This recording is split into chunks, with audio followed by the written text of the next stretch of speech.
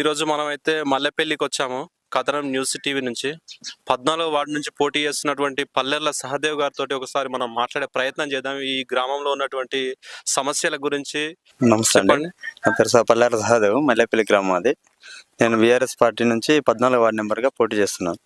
మేజర్గా నేను వార్డులో తిరుగుతున్నప్పుడు సమస్యలు నాకు కొన్ని ఎదురయ్యాయి ప్రజల నుంచి. మేజర్గా వచ్చేసి 13వ వార్డుల ఎండింగ్, 14వ వార్డు 13వ వార్డు ఎండింగ్లో వాటర్ సమస్య బాగా ఉంది.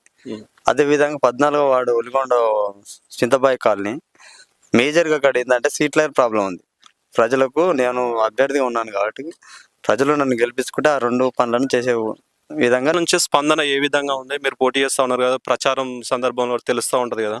అంటే యూత్కు చదువుకునే వాళ్ళు రాజకీయాలకు వస్తే అవగాహన బాగుంటుంది కాబట్టి వాళ్ళు కూడా సార్ మేజర్గా సపోర్ట్ చేస్తారు. ఓకే, మరి యూత్ కూడా సపోర్ట్ చేస్తారంట. మరి డబ్బు మద్యానికి లోబడి పనిచేసేటప్పుడు మరి మీలాంటి వారికి మద్దతు ఏ విధంగా కోరుకుంటున్నారు? వాళ్ళని ఏ విధంగా ఇన్ఫ్లుయెన్స్ చేయాలనుకుంటున్నారు? ఎంతసేపు మనం చదువుకున్నాం కాబట్టి చదువుకున్న విధానం మోటివేట్ చేసి మనం ఓట్ బ్యాంకింగ్ చేసుకోగలుగుతాం అంతే.